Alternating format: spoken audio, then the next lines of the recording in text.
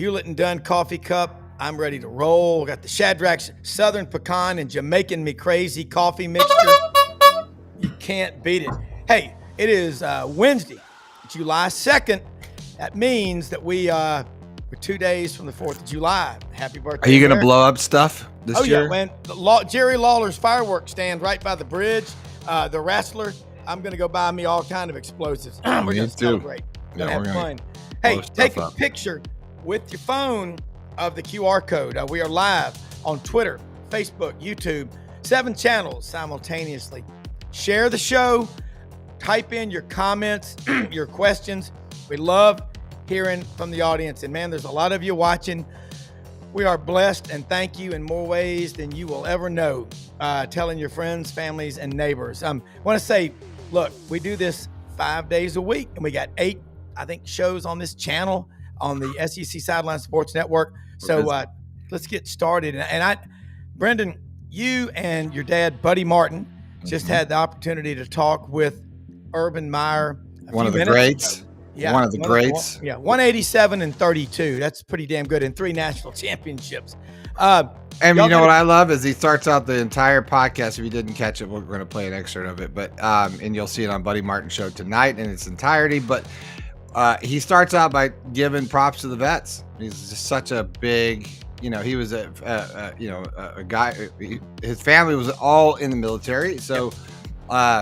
I gotta love that. He always takes his time out to for the veterans, and I that's just when he's an awesome dude. Yeah, he is, and he's very one grateful, of us. Very grateful. I can tell you that. Yeah. Let's hear what Coach has to say. Then we'll bring in Big Ben up in Kennesaw.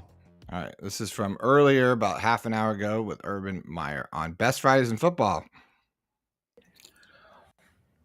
Hello and welcome to. I'm sorry. I'm going to fast forward everyone just because we're like that here. So we don't want to give it all away. Didn't hold my thing, but graduating Urban, from a school right here. Sorry, everybody. Then a bunch of freshmen and sophomore. So check it out. Penn State's there. I will say this: there's a couple ways to evaluate a conference. One is loss record, national championships, but the other is the NFL draft. And I did this on Colin Cowherd yesterday. Is that the Big Ten in 08-09 had 28 draft picks. 28. This past year they had 71. So when you start evaluating quality, I always thought the Big Ten had great players, but not near the depth of the SEC. Not even close. That's changed. I would still say the SEC is top to bottom, a stronger conference. However, the top of the conference strength, it's people sometimes say, oh, come on, it's really easy to evaluate, but you look at bowl games, national championship, and playoff performance, and the Big Ten's the best conference in college football right now. Well, and Ohio State's not afraid to open up the coffers. I heard they're spending more money this year. Obviously that makes a difference. We get into all that NIL stuff, but how much of that is making a difference, and how close are we to having AAA ball, Coach, at some point where I feel like, it's getting kind of weird out there. Yeah, the product on the field, Brendan's never been better. I think the coaching's never been better. The enthusiasm by the fan bases, the television coverage. It's in the playoffs. I wish that was around in our era, because I think we would have had a couple more, at least close to national. I think the 09 team and certainly our 15 team would have been in that hunt, but we weren't. So, yes, money is the difference. And you know this, buddy, because me and you talked about this many, many times. I come from a family of education is everything. And I don't hear much about, how great a degree Florida is and the networking that you can align after graduating from a school like Florida.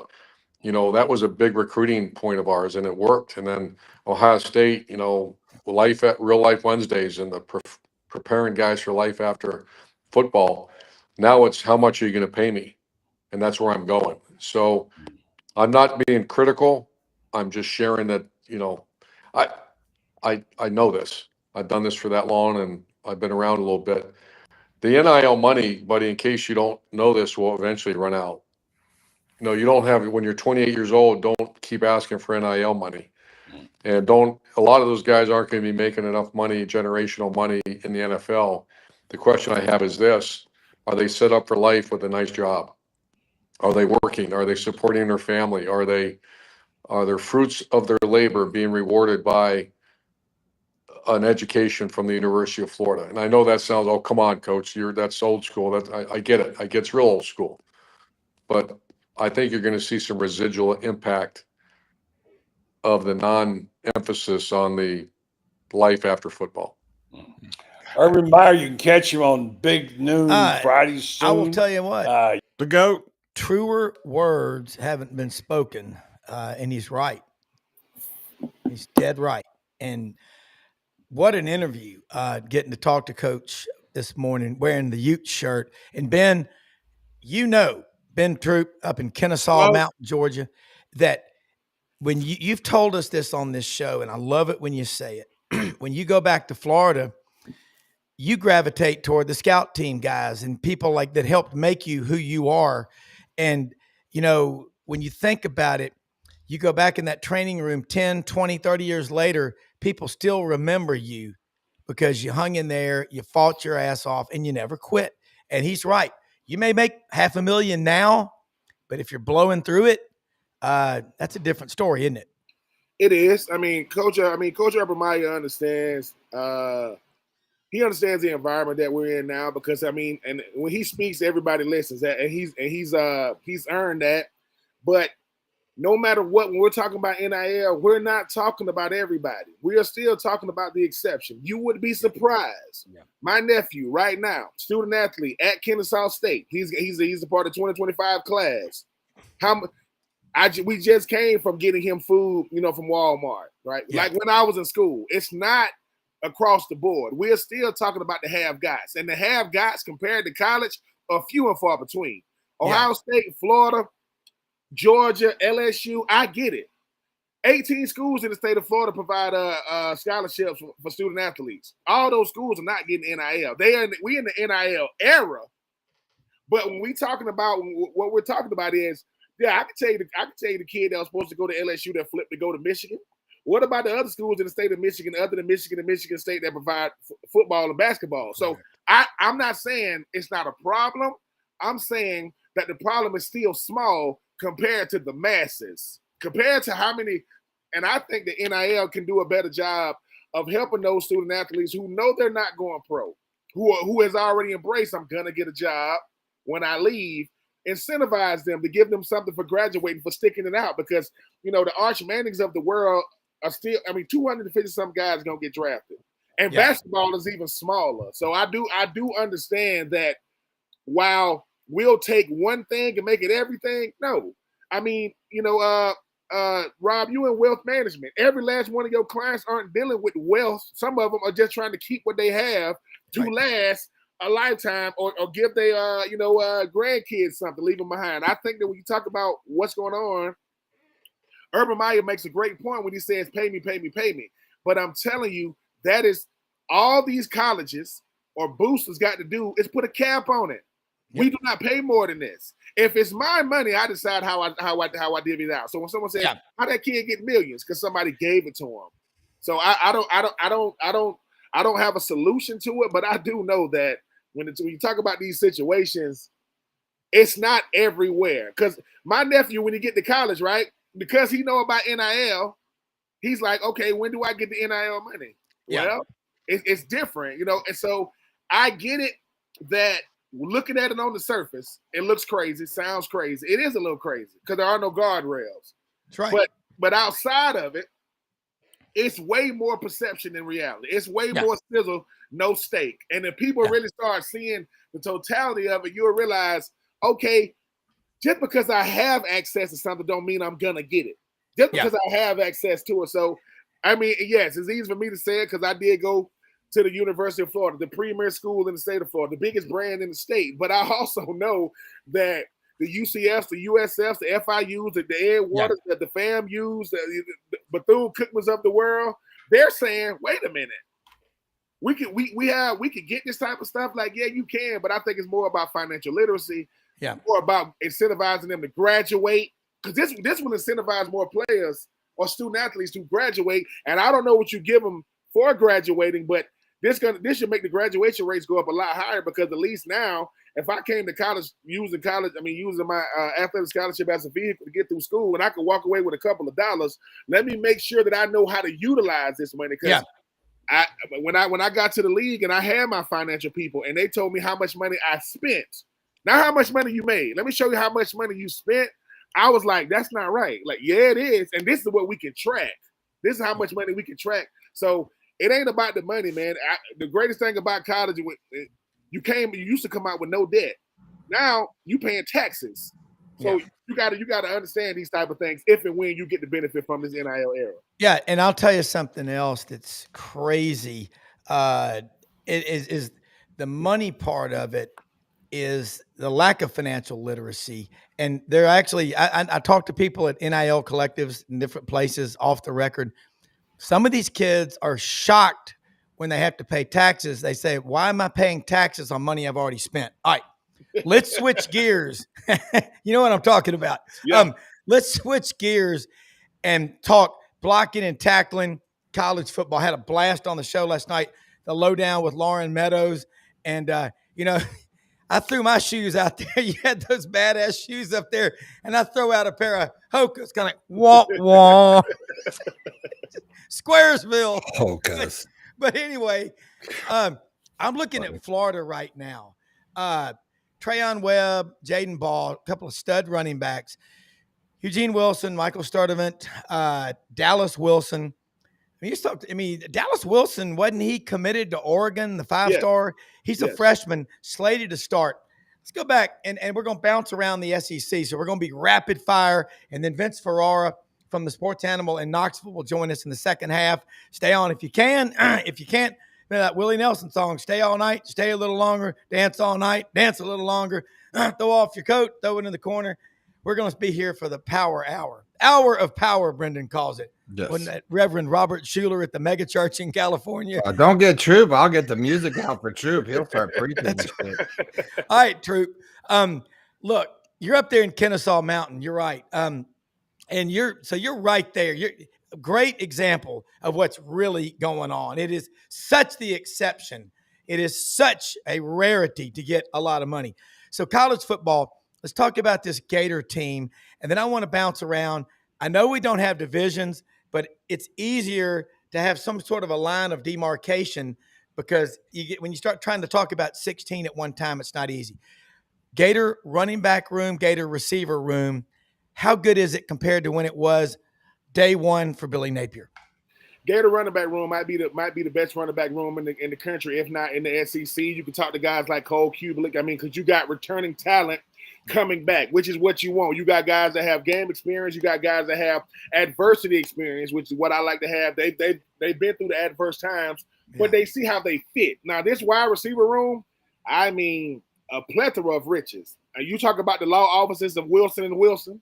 Pick one. Pick whichever one you want. I think both of them are going to be really, really good. But it's back in the old days to where the starters are being pushed by the backups. I ain't got time to play. These guys behind me will take my spot. That's what makes you play the way these guys are going to play. And something you said last night, Rob, listen, hey, man, we got a lot of groceries. Who's going to deliver them? His name is DJ. He's going to deliver the groceries for you. You got a guy that can get them the ball, can make every throw. But on paper right now, it's looking really, really good. From the running back room to the quarterback room to the receiver room, you got the best center in the country. Yeah. People don't got to like it, but he is. And you got a defensive line that's going to be, I think both O-line, D-line is going to be the staples for Florida this year. It's going to make life better for everybody behind him. And I think for Florida, because of what you went through in 2024, similar to 2025, you go from UCF to USF. I think they got good a shot as in to go out there and make some noise. But DJ Lagway, he's going to have to play in week one, and he's going to have to be playing the last week of the season for them to have any success this year. Yeah, I agree with that. And another thing, smart coaches will tell you, I don't care who we play, I care how we play. You cannot get caught up in looking ahead to week 8, 10, 12. You better pay attention to week 1. That's where people get in trouble. So looking at the competition, obviously you got to play Miami, and they're trying to build that thing up again down in Coral Gables. You've got Texas A&M early. You got the Texas schools back to back. Texas October 4th, just looking at the schedule, in the Swamp. The next week you go to College Station October 11th. By the way, there was a list of the top 25 toughest venues in college football, and A&M was way up there. I think it was on a list last week, maybe number one. Look, they've got incredible fans, incredible loyalty. Everywhere you go, there's some new tradition, okay? But I don't think it's that tough of a place to play. I think, and I'm being completely transparent, they're too nice. They're too cordial. You go to the Swamp, I've been there. I mean, they're great. But man, don't mess with their Gators. How tough, when you think about venues in the SEC, is A&M the toughest place, in your opinion? No, I think A&M is situational. I think A&M fans, if they're good, the fans is gonna do their part. And I know they got the 12 man. I understand and I respect that, but Texas A&M don't even believe that. Texas A&M does not believe they're the toughest place to play. I mean, when you think about the toughest place to play in the SEC, what's gonna jump out there first at you? LSU. I mean, it's gonna be rough. I mean, Death Valley gonna be rough. Auburn, if they rocking, I've been there. It is a different place. Tennessee, if they rocking, it's a different place. I'm biased when it comes to my Gators. I know Florida is ugly because it's muggy, it's hot, and the fans on top of you. So I think when I think of the roughest place, and obviously Alabama is Alabama, just from that Alabama and Georgia. I've heard about Texas a lot over the years because of guys like Vince Young and Bo Scaife and Michael Griffin, guys I played with in the league, but they got to earn that distinction. When Florida is at its best, it's going to be hard to put anybody over them because the fans understand their role. They ain't just here to just enjoy the festivities. Hey, man, we got to make life tough on this other team. If you don't believe me, ask Jackson Dart, Ole Miss, ask LSU how crazy Florida can be when they got a true freshman on one side and y'all got veteran quarterbacks on the other side. So, yeah, Florida's going to have to do their part on the field because if Florida's doing their part on the field, they will inject the energy to that fan base. And because what else you going to do for 3 hours in that type of heat? You better have a winning product on the field because, hey, man, I mean, I don't know if they serving beer in college, but, cold beverages can only do so much. Yeah. If it's 90 degrees or 100 degrees out there. Well, the wrong cold beverage is going to do too much. That's the problem. And I think that's don't you think, though, that's where you got to love being in the Swamp. That's where you got to be a Gator. Yeah. Like, that's where you got to be like, man, this is the way it is.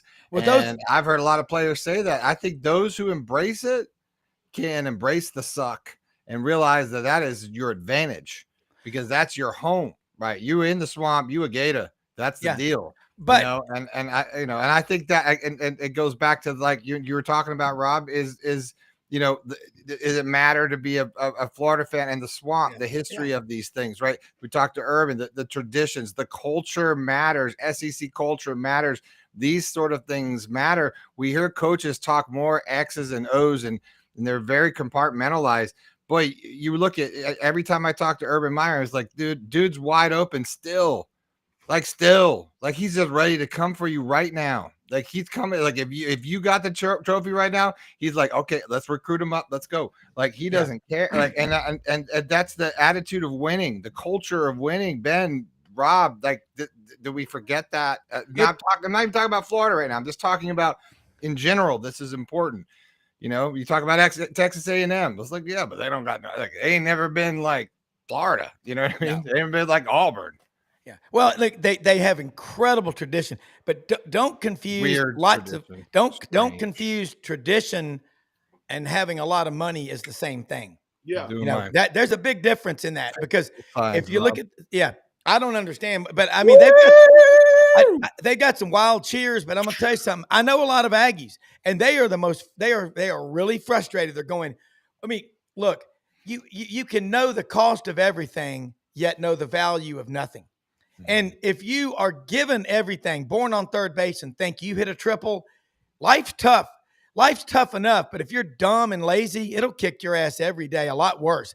Ben, Brendan, and everybody watching, what you just said, the more you teach about your history, your traditions, your heroes of your school, the harder your team plays. And I think about this, that, you look at the branches of the military. The Army, I've been told, teaches about 10 to 12 hours of Army history in the 13 weeks of basic training.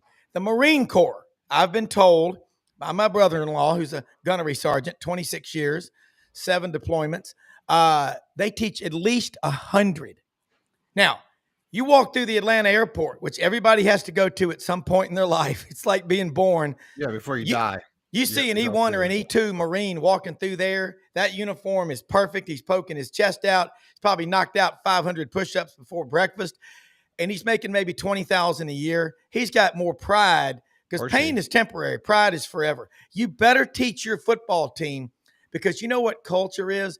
In the fourth quarter, when you're worn out and you want to pull over to the side and quit, you find something in you, don't you, Ben? And that's what you better be teaching, because if it's all about the paycheck, it ain't going to be a culture that you want to be a part of.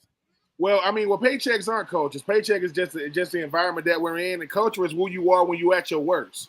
That's what culture is. When the coach says, "Look, I kind of want my team to be in dire straits in the fourth quarter, so I can show y'all, not show us, show y'all who we are. I know who we are, but the culture is culture is the foundation, and most teams don't have that. Most teams got traditions that don't go outside those cities, don't go outside those states. I think when you talk about a team like Florida, a team like Auburn, a team like LSU, a team like Alabama, a team like Georgia, their tradition is respected nationally. People are like, oh, yeah, I know what they do there. Yeah, those guys do that. Most schools don't have a culture outside of the school. So I just think for this Florida team, last year, the second half of the season, nobody was playing better. Ask Tennessee how scared they were to go to overtime, right? Ask Georgia how they felt in the fourth quarter, backup quarterback, tied 20-20 with 6 minutes to go, right? I would ask Brian Kelly, right? I would ask Lane Kiffin, but they hate the Swamp because they saw what happened. And this was supposed to be teams that are supposed to make noise this year. So I just think for this Florida team, culture is the hardest thing to build, not just in a team, but in life, an organization, a family. It's the hardest thing to build. But once it is built, then you just play and plug guys. You just play and plug guys in. And I think that's what Billy Napier is going to get judged more heavily in 2025 because he got his guys. Now you got your guys, and you got guys that's been here. You got guys that's got here. You got veteran talent. You got new talent. Let's put them together. Let's see what happens. Yeah, Ben, and that's critical. Look at a program like South Carolina, and I'm going to tell you something right now. I do want to mention something. I got somebody watching. Allison Dooley, Allie B's. It's a restaurant, bakery, deli, unbelievable food in Marion, Arkansas. They're open every day of the week except Sunday and Monday, Tuesday through Friday, 10 to 5:30, Saturday, 10 to 2. Closed this week for vacation, though. It's the 4th of July. I think a lot of people are out. Hopefully they're all at home watching this show, Ben and Brendan, because that's what we love. And tell your friends about it. You're at the beach. How you doing out there, everybody? I'm glad to see you. But, Ben, you look at South Carolina, and, Shane Beamer grew up pulling the cables. He and Marty Smith are good friends. Marty's from up there near Smith Mountain, Blacksburg. What Shane Beamer's doing at South Carolina is taking that Virginia Tech culture in a lot of ways to a starved fan base. And I will give an A+ to the Gamecock Nation. They pack them. I started listening to South Carolina football as a kid. I think his name was Bob Fulton or Bill Fulton, the radio play-by-play, the voice of the Gamecocks, when the running back from Duluth, Georgia, George Rogers, was there. And I could listen to him on my little white transistor radio, Ben, that I still have. But you know what? That got me hooked as a kid on college football. AM 750 WSB Atlanta used to carry Georgia football, and 86 seconds left. Dogs in a fight. Dogs fighting hard. Troupe lines up wide to the left for the Gators. Don't let him break free. You think about why we love college football. Tony Barnhart was on yesterday. Okay. All this NIL and all this other stuff, it's a distraction. I'm telling you right now, people, we are about to have one of the greatest college football seasons you've ever seen. You know why? Because the players, I think the free market is starting to figure this stuff out. NIL money, like Urban Meyer just said when Brendan and Buddy were talking to him this morning, It's going to run out. Then what are you going to have? Your culture. And I know that in just a moment, Vince Ferrara is going to check in from Knoxville. But Ben, give me a pep talk. Tell me why South Carolina, why it's going to matter. Lenoris Sellers. What a story. The kid out of Florence, South Carolina. You know what Florence, South Carolina is famous for, don't you?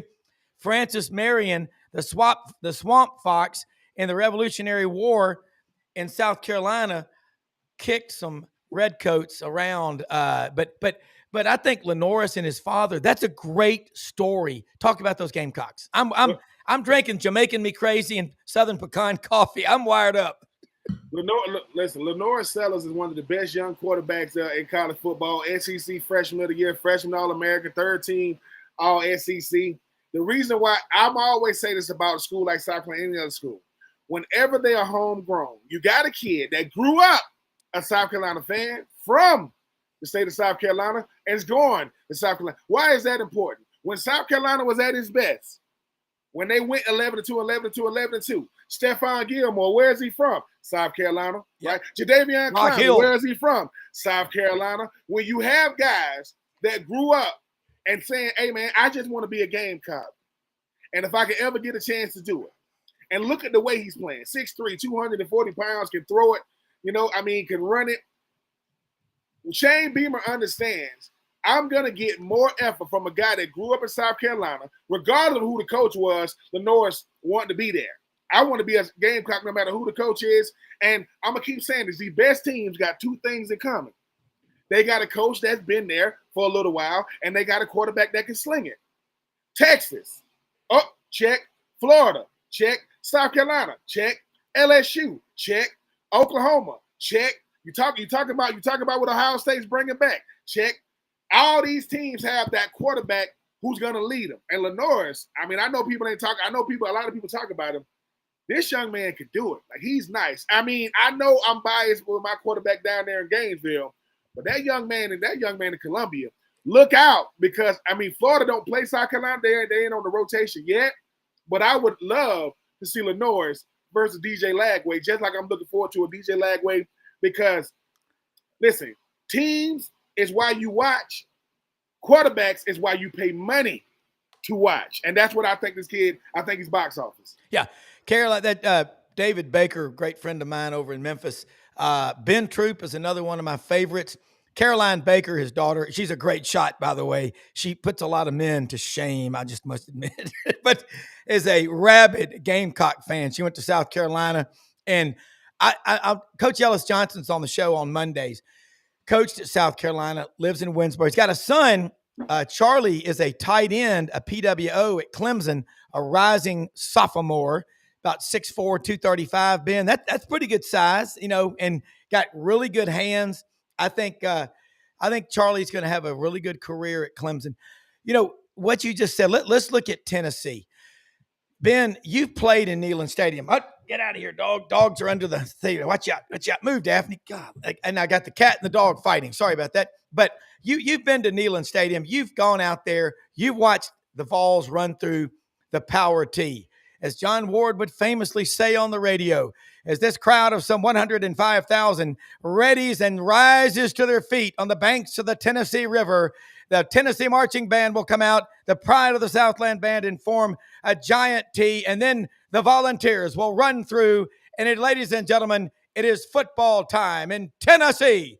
You can't get much better than a Saturday night at Neyland Stadium, Ben. Talked about that atmosphere, the raucous, rowdy, just hell-raising, and Smokey the dog over there going,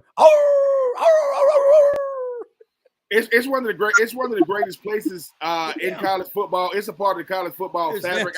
I hate having to give Tennessee all this love, but I played there twice. I was a part of the Catch No Catch in 2000. Jabbar Gaffney? Yeah.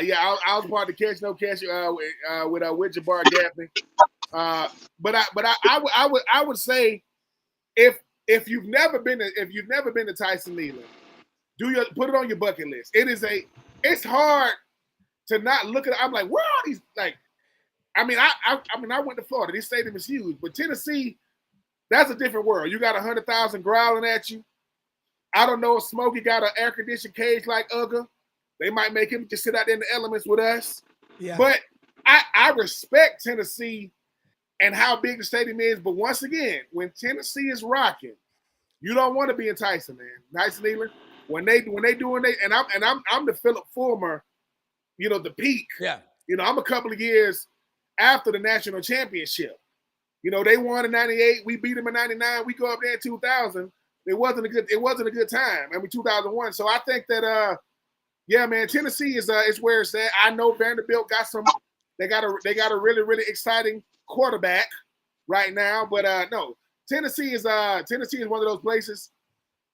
Tennessee is equivalent to Michigan as far as like size. Yeah. Like the big house, man. Tennessee is huge. I don't know where all these people come from. That much Tennessee orange growling at you and howling at you. Yeah. Yeah, man, you got to be built different. My welcome to Tennessee mom was crazy. I agree. Let's go to the Sports Animal 99.1 in Knoxville, Tennessee. Vince Ferrara. Vince talking with Ben Troupe. We were talking about, I just said, what's better than a Saturday night in Neyland Stadium, 102,000 plus up in the Smoky Mountains, that atmosphere, that environment. There's a lot of distractions right now, but yesterday when Tony Barnhart was on here, said, man, it is put the pedal to the metal, depth charts, blocking, tackling, special teams. Vince, I like what Josh Heupel said to Nico Iamaleava. None of us are bigger than the Power T. Vince Ferrara, welcome aboard on a wild Wednesday morning as we head into 4th of July. I'm drinking the coffee. I'm wound up. Let's talk some Tennessee football. It's Big Orange Wednesday. How are you? Yeah, Rob, Ben, great to be on with you guys. I'm good. We'll get to something that happened on our show today that, Rob, you'll appreciate. I'll get to that in a second. But to address your point, it's been a more recent topic of conversation because you had EA Sports come out with their rankings of college stadiums, and they had Tennessee like 12th or 13th. Yeah. And, of course, those of us that have been around the league are like, you got to be kidding me, right? 12 or 13. Now you can there's those that you can debate as the elite of the elite, and depending on how good your team is, yeah, some can get louder than others. But man, Tennessee is in the conversation for the loudest and the most intimidating atmospheres. I've been around the league, not every single venue. I've been to Florida and Alabama and LSU at night, Auburn. And I've been to a bunch of them, not all of them, but most of them. And at its peak, Tennessee is as good, if not the best, in all of college sports and in all of college football. So Josh Pate from On3, I think it was, or one of those outlets. Sports, yeah. CBS Sports, that's what it is. Sorry. Yeah, he defended Tennessee, and he said no. Neyland is the best at its best, and so I would agree with that more so than 12 or 13. So it has been more of a topic of conversation as of late. Yeah, Ben had an 8:40 or 9:40 another show he's got to be on, so he had to go. But he was really talking about the catch no catch. But I've been to Neyland a bunch. And, I got a lot of Tennessee fans watching right now, like John David Badur grew up over in Covington. You cut that man, his blood is not red. It's not orange. It's checkerboard, orange and white. And,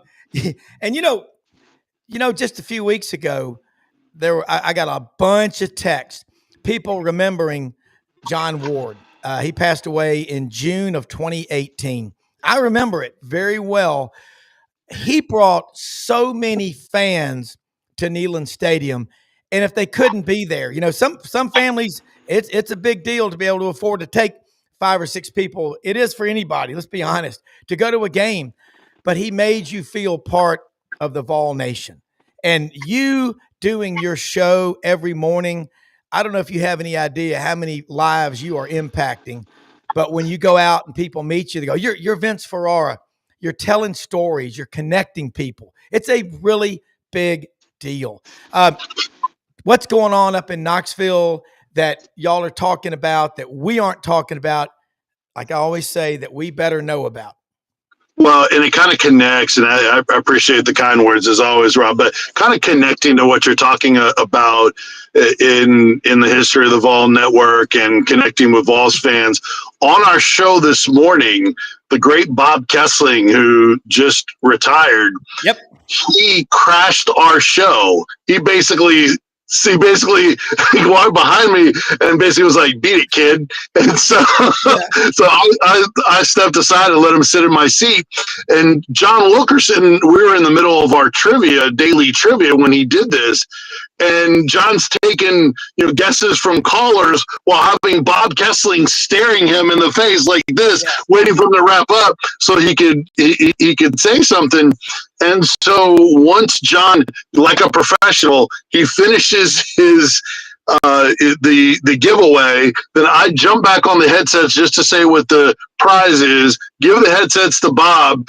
John's like trying to just act like nothing's going on, and then he brings in Bob Kessling, who then announces to him that they are inducting John Wilkerson into the Tennessee Radio Hall of Fame as part of the 2025 class. So Bob Kessling came on our show to break that news on our show this morning. So there's already some video out on the station's socials. It's Sports Animal 991, and I think we're going to have the full professional version of it a little bit later on, which is cool. And having those two talk about it and have Bob make that announcement to John and John's reaction. So that was a cool moment from the show this morning. I think it was our first ever 4-guest hour that we had because we had an awesome wing place, Big Kahuna Wings, for their festival they're having. And so he hopped on. He was like waiting. He hopped on afterwards. We had Chris George from Blue Ribbon Yearbook, who if you haven't talked to Chris before, Rob, highly recommend. His Blue Ribbon College Basketball Yearbook is unmatched in terms of getting you ready for the college basketball season. And then we had former Tennessee baseball player Liam Spence, who's playing for one of the teams in the Savannah Bananas League, which has just become an absolute phenomenon, selling out football stadiums. It's crazy. So he's playing for one of those teams. So we somehow shoehorned it in, but the highlight was John's induction into the Tennessee Radio Hall of Fame for the 2025 class. Well, he deserves it, and you are a great one as well. And Bob Kessling, love Bob Kessling. When he, went away to Jefferson Pilot for a while doing the TV games, then came back to be the voice of the Vols, love him. And he is kind enough to come on this show every time we ask him, and got to get him on again soon. The radio people are like, think about a combat correspondent, Ernie Pyle in World War II. They were just there.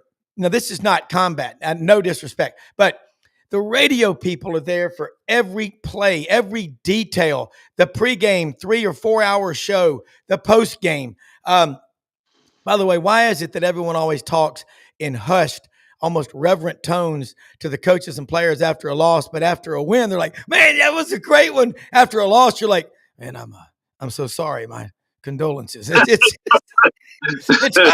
It's like, "Hey, man, you guys laid an egg tonight. Y'all try that one." Try that in the NCAA tournament, or like a real postseason when those guys have towels over their heads and they don't want any part of any of you guys being there. So I think that's part of that tone is like, all right, let's be honest. We don't want to be here. You don't want us here. So let's just kind of get through this. And I'm going to give you a soft landing to give me something on what what just happened. So I guess in New York, LA, and some of those, you can be a little bit more harsh, but man, I've been in some of those season-ending, career-ending locker rooms. That's tough. So I've been guilty of that tone before. Well, it is because it's tough because emotionally they're spent and they've given a lot and they know what's on the line. The great thing about what college football is happening now, the fans own college football. Everybody, the tail's wagging the dog. No, blocking, tackling, special teams. We're getting closer to media days, and I'm looking forward to helping out any way I can with anything that you asked me to do for you while we're down there in Atlanta. I'm excited about it. But, this Tennessee football team, Joey Aguilar, you look at his career, he's a couple of years at App State, and he goes back to UCLA for a semester. Now he's in Knoxville. He's from Antioch, California. You know who else is from Antioch, California? Former Alabama hell of a running back, Najee Harris from Antioch. That's the Bay Area out there. Let's talk about also Berklinger, the kid from Savannah Calvary Day School. He thinks that maybe that's his job to have to be beaten out on. So you've got a healthy quarterback room, and again, 4 years, total of 18 interceptions. Connect the dots. Josh Heupel knows how to coach the quarterback position. Well, I'm glad you brought up Aguilar. Let me give you some insight on Joey Aguilar, because he's been here. I guess it's coming up on a month and a half where he's been on campus. And what we saw this past week was Aguilar getting out in the community. He went to East Tennessee Children's Hospital and met with some kids this week or last week. And then he was at an autograph signing, and there was some video that came out of him interacting with kids and engaging with them, and laughing with them and high-fiving with them and holding babies to pose for pictures and stuff. And man, the Tennessee fan reaction was incredible to see this guy trying to be QB1. He's only been here a short period of time, that is wearing Tennessee orange and connecting with the fans and embracing it at an NIL event, but one with the fans. And then all the reaction was, well, man, that's one more event than Nico ever did, and I don't know that to be the case. I think Nico did do that, but I think the fans were so frustrated with Nico leaving that they see this engaging guy, pretty good size, 6'3", 220. And I've heard that he looks all of that, if not more, in terms of being filled out in a big body, but doing the right things in connecting with his teammates, being out in the community. You're never going to know until we get to see him in a game. Practices will mean more. But man, talk about maximizing your time and getting fans on your side. You do some things, this, Rob. You do some things. One thing for a fan, high five their kid, they're going to look at you different. They're not going to get on social media and trash you if they have any sort of salt to them, and it makes a big difference. So Aguilar has done good work, and as far as on the field and his teammates, all accounts are he's checking all those boxes and doing the right thing. So Merklinger is he's probably got the second best odds to get that gig, and then George McIntyre, the 5-star from Nashville, he's a true freshman, so probably third. We had Ryan Callahan fill in for John Wilkerson last week. Ryan works for GoVols 24/7, and I said, all right, Ryan, give me a percentage chance that each of those three guys is QB1, 4 balls on day one. And he said 80 for Aguilar, 15 for Merklinger, 5 for McIntyre. I think that I thought that number was a little bit higher than what I thought he might say, but I think that shows you what a lot of us think, that this is Aguilar's gig to lose with the experience and him doing the right thing so far, that Merklinger is going to have to be special to hold on to win that job from Aguilar because of that experience. And then Aguilar does have arm talent to go with it as well. Yeah.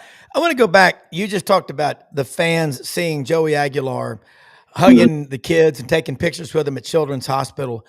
Think about, you bring some friends home and go in the kitchen at Mama Ferrara's house in Tampa, and your mom's making, manicotti. She's making lasagna. She's making spaghetti. She's making cannolis. She's making all the great pastas. And she's sitting there going, do you like it? Yeah. And like my dad says, nobody loves life more than the Italians and the Cajuns. And you put them together, holy cow, you'll never sleep. But I think you just nailed it. We want to see as fans, and I'm a fan too, we want to see them love the school like we do. Ivan Maisel said on this show, he's only been on one time, 3 years ago, and he said, look, we in college, it's about the love of the laundry. And Ivan's from Mobile. You know, he went to Stanford, but he's from Mobile. He gets it. Joey Aguilar, Berklinger, we know about, George McIntyre. Is that junior or the third? Of course, his dad was the former great-grandfather, former Vanderbilt coach. But Vince, that's what we want to see. We want to see these kids coming into our school and loving it like we do. And I had a guy in a collective tell me they may only be wearing your jersey for 4 months, but when they are, that kid's on your team. He's part of your family. We really mean it, don't we, when we say you're part of the family. And you think about, here's the ultimate dream Saturday for a Vol fan. You got the 2:30, primetime game. Vols beat Alabama. You tailgate, and then you've got an Uber, of course, because you probably can't drive to the Great Smoky Mountains, or you go to Dollywood, and you spend a weekend up in the Smoky Mountains. Got a long weekend. It's a holiday on Monday. Watching or listening to a Vol game up in the Smoky Mountains. That is such a cool part of the country. And you think about college football, you pick the place. Picking Neyland Stadium 12th, that tells me right there, whoever put that list together, I'm not sure if they're a living brain donor, but they're on the list. It's a tough place to play. I've been there a ton of games. It's never easy. Yeah, it's the video game, EA Sports. So, there's going to be subjectivity to it. And just like with their player ratings, people are going to agree and disagree to them. So, but, the big thing is that on the schedule right now, you talk about, the scenes at Neyland Stadium. What brings out the best, I think, of Neyland is night games. Well, they might not have very many night games this year. And in fact, there's a possibility of only 2 that are flex opportunities for either afternoon or evening, or night games. And that could be it for Tennessee. Oklahoma and Arkansas, they'll have their other night games will be on the road. So that's something that fans, I think, especially early in the year, you want the night games because it's a little bit, it gives you a little bit of break from the heat. But Tennessee didn't have a ton of night games last year. They've been in a lot of those 3:30 slots, which don't mean as much this year or anymore when you're not on CBS. But that's another story. But that's the one thing that kind of, I think, limits Neyland a little bit this year is if they don't have enough night games. You want them for big games, right? Georgia, that's going to be a 3:30 game.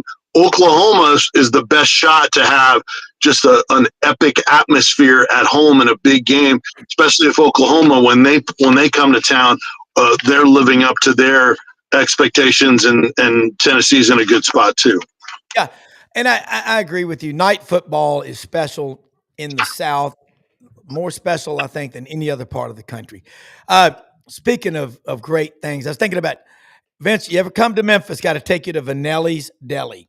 My buddy Charles Vanelli, I graduated high school from Christian Brothers High School with him. They got a sandwich on there called the Mi Amore. It's got the mortadella, the salami, the provolone, the mayonnaise, the lettuce, the tomatoes, and it's on the fresh baked bread that a man brings in every morning. And it's so soft, it's like a feather pillow. And Charles, I'll go in there and get spaghetti from my parents. He goes in there and makes it fresh for me on the Vikings grill. Then he does his spinach. It's 100-plus-year-old recipe. His grandfather was a legend, lived 91 years, got to America in 1900, died in 91, had the vegetable and the fruit truck over it on Massey and Park. And you talk about a sandwich. If I'm walking the Green Mile, I'm having a Mi Amore. It's that good of a sandwich. But thinking about college football right now, you see what's happening when you start talking. It's like mental therapy. You start talking depth charts and blocking and tackling and the traditions that make it so special. By the way, we found out, maybe you told us, Smokey flies to the road games. He does not take the van, does not take the Greyhound bus. He travels first class. I'm looking at the SEC right now. I don't know if we have an elite team. Do you think we do? Well, elite, that's kind of, I think there's teams that are the best that you could maybe fluctuate close to that category. I don't think there's a dominant team like some of those Saban Alabama teams or some of the Georgia teams where you knew there was a gap between them and everybody else. I don't think that's the case. I think Texas probably has the best roster. And by the way, the pushback against Arch Manning, I don't know how you feel about Arch Manning, but I'm fine with people having him on Heisman list and having great expectations for Arch Manning. He's like 61 or 63 of 90, 9 touchdowns, 2 interceptions, almost 1,000 yards passing in his opportunities last year. Okay, he didn't play in their best game. He probably should have played more in your postseason games, especially maybe to convert in short yardage when you're using him as a runner. He has that great ability. He checks all the boxes. He's got Peyton Manning. Talked to Bill Bender this week. We have Bill Bender on the show, and he talked about how Peyton Manning was kind of comparing Arch Manning to Peyton Manning at Tennessee, where he had a lot of talent around him. He had returning coordinator, and he had that continuity, and he had some playing experience. And he said that that was the case for him at Tennessee. So I think Arch Manning is in a great spot. I think he's going to be one of the best quarterbacks in college football, if not the best. So I don't have a problem with all the hype of Arch Manning. And I think people over-exaggerate that anyway. Like, well, everyone says Arch Manning is the best thing since sliced bread. I don't hear people talking about him that way. I think that's an extreme to make your point that you're sick of hearing about Arch Manning. But when a guy does all the right things, stays at your school, stays at that school, when we criticize others for not doing that, he didn't get in trouble. He plays well when he plays. Like, what are you hating on? So I have full confidence in Manning. Plus, that roster is still pretty loaded despite what they lost. So I think Texas is the best team, and their schedule isn't overwhelming. They have Ohio State early. It's a little bit tougher than last year, but it's still bottom part of the SEC in terms of difficulty. So to me, Texas is the best team. By the way, Tennessee very low on that list of difficult schedules. I have Tennessee as the second easiest overall schedule in the league out of the 16 teams. Some others, Phil Steele had them I think third or fourth easiest, and Bill Bender had them third or fourth easiest. I think Tennessee's, they have 4 top 25 teams, and then they play a lot of teams, including a non-conference, that are not even receiving votes or in consideration for the top 25. Yeah, and some of those teams that are supposed to be good might not be as good. And the flip side, some that aren't expected to be great could be exceptional. The way I look at Arch Manning, we know what Steve Spurrier said. If he was that good, why did Quinn Ewers start ahead of him? Well, and you can argue that in a lot of different ways. But if a dog will bite, when is he going to do it? When he's a pup, okay? What we've seen, the sample size of Arch Manning is really good. And he probably should have played. I think Quinn Ewers missed 5 games in his career for injuries or being banged up. That may have been something the NFL looked at. How tough is he? Arch is tough. He's smart. He also seems like he's grounded. Look at his family. And so that's something to keep an eye on. And I do think Texas is going to be really good. I think we've got a lot of really good teams. But, again, I don't see an elite team in the league. Urban Meyer, Buddy and Brendan talked with Urban Meyer right before our show this morning and played some excerpts from that conversation at the beginning of the show. And Urban Meyer said back in 08, 09, there were 29 Big Ten players drafted by the NFL. In the most recent draft, 71 Big Ten players were drafted. The SEC was number 1, but it was 79. So it's not that gigantic, chasm between the SEC and everybody else. Because of the portal, that talent's getting spread around. I mean, it could be a Sun Belt team. It could be a lot of schools.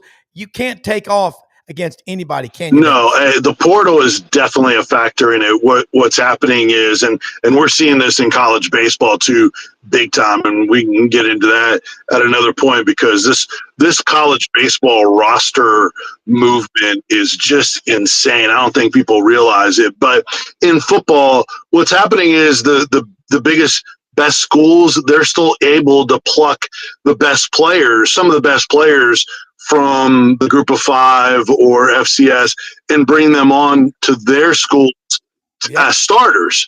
So they can pick the best of the best. The problem is that now your depth, your backups, they're leaving it to get to the portal because they want to play. So you have highly rated guys that are now moving down in levels and now available to schools that couldn't get them in the first time in the recruiting cycle, or didn't even try. So now it makes them better because now they have these talented guys that are getting a chance to play and show what they can do. So the big schools improve their starters, lose their depth. The other schools improve their starters and never rely on the depth. And now you have a lot more of the parity. So absolutely, that's a big factor. To the numbers on the draft picks, a part of that is the Big Ten is expanded. Okay. So more teams as well. So that's a little bit of a factor. Now, Texas and Oklahoma will add to the SECs. I get that as well. But there are a number of factors in that. But, yes, the gap has closed. Look, they've cashed in on the last 2 national championships as well. 12 to 18 makes a difference, bringing in Oregon and Southern Cal and UCLA. But his point's well taken. Hey, ain't no easy way. There's a lot of good. Look, Vince, we got to wrap it up. Tell people how they can follow you, and I'll say something about our sponsors, and we'll get out of here in under 60 for the hour of power on the SEC. There you go. At Vince Sports, VINCE Sports on all of the socials, Instagram, Facebook, and Twitter/X, and then Sports Source TV, Sports Source Digital Network. You can look for those, search those on YouTube, and you can find some of the TV work. 4-day weekend, my friend, for the 4th of July. So hope everybody watching, has a really safe 4th weekend, and we'll talk to you next week. Happy birthday, America. Thank you, Vince. You have a great weekend as well. All right, let's say something. Winter Timber Outdoors, folks. They're growing. They're spreading all over the South like kudzu and cotton, man. They are opening a 13,000 square foot store in Auburn. Looks like the first week of August. Big store, all your hunting and fishing and outdoor needs. They got everything covered. They got Sitka gear. They've got duck camp, Dixie decoys, St. Nick's knives, your deer stands, your food, everything you need for the outdoor life. Winter Timber Outdoors open every day of the week in Athens, Alabama. Also, Hugh, don't forget, right down the street, Landers Ford, Poplar, and Houston Levy. Get out there. It's worth the drive. They'll ship anywhere, LandersFordMemphis.com. Open Monday through Saturday, 7 a.m., 7 p.m. Ask for Brad Bellamy, the general manager. Tell them you heard about him on Sidelines. They'll work with you to get you in a car, truck, or SUV. Right now, the new 25 Expeditions are in.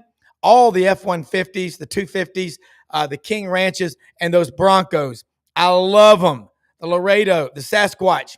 The Broncos are phenomenal. And they're right down the street from Hewlett & Dunn Boot and Clothing Company, located on the historic square, okay? Get you one of these hats. These are these truckers' caps. They got them out there now. They only got 100 of them, and I think they have 17 left or something like that. They're open Monday through Saturday, 10 a.m. to 6 p.m. Hey, Mother Teresa said it best. We can't do everything. We can all do something. Most often we see the face of Christ in the least among us. Happy 4th of July. Pick up the tab. Hook 'em. See you tomorrow.